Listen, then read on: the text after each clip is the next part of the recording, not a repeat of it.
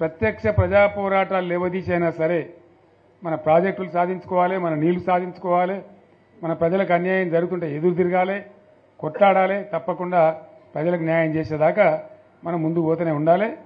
తెలంగాణ కోసమే బయలుదేరిన జెండా గులాబీ జెండా. తెలంగాణను సాధించింది గులాబీ జెండా. తెలంగాణను మంచిగా చేసి లైన్లో పెట్టింది గులాబీ జెండా. భారతదేశంలో నంబర్ 1 అనేక విషయాలలో చేసి సాధించి చూపెట్టింది గులాబీ జెండా. జర్రంత మోసం జరిగింది.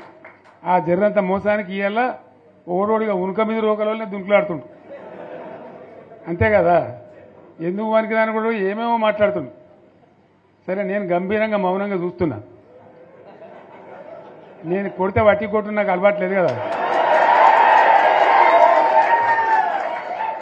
నేను వెళ్ళినా అంటే మళ్ళీ భూకంపం పుట్టాలిగా. చూద్దాం ఎక్కడి దాకా చేస్తారో, వీళ్ళ కథ ఏందో చూద్దాము. నిన్నమని ఆయన అన్నాడు కేసీఆర్ గారు, నేను కొడితే గట్టి కొడతా అని. నేమన్నా చెప్పిన, అయ్యా ఏందయ్యా కొట్టనికి, అది ఏమన్నా ఫుల్లా ఆఫా గట్టి కొట్టనికి అని అడిగిన. చంద్రశేఖరరావు గారు ఈ వేదిక మీద నుంచి చెప్తున్నా, నీ గట్టి కొట్టాలంటే నీ కొడుకును వంగబెట్టి కొట్టు. ఎందుకంటే ఆయన తిరుగుళ్ళు చూడు, అటు చేసే వ్యవహారాలు చూడు. నీ బిడ్డను 2 చప్పరి. ఎందుకంటే లిక్కర్ దందాలో ఉండి ఈడ నిన్ను ఓడించిందే కదా, ఆడ కేజ్రీవాల్ కూడా మింగేసింది. నీ అల్లుడు భూదందాలు చప్పరి. నీ అల్లుని పట్టుకొని 4 గట్టిగా కొట్టు. వాళ్ళను కొడుకుని కొట్టు, అల్లుని కొట్టు, బిడ్డను కొట్టు, సడ్డకుని కొడుకుని కొట్టు. గట్టి కాదు కట్టె తీసుకొని కొట్టు.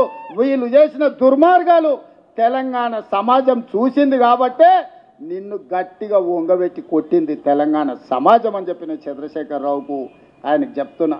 ఇక ఆయన ఊరిస్తున్నాడు, ఇక నేను వస్తున్నా బయటకి అని.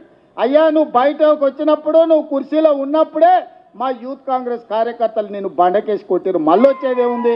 నువ్వు ముఖ్యమంత్రిగా ఉన్నప్పుడు, నీ పార్టీగా అధ్యక్షుడిగా ఉన్నప్పుడే మా యువజన కాంగ్రెస్ పిల్లలు నిన్ను బండకేసి కొట్టి ఓడగొట్టి ఇంట్లో ఊసబెట్టిరు.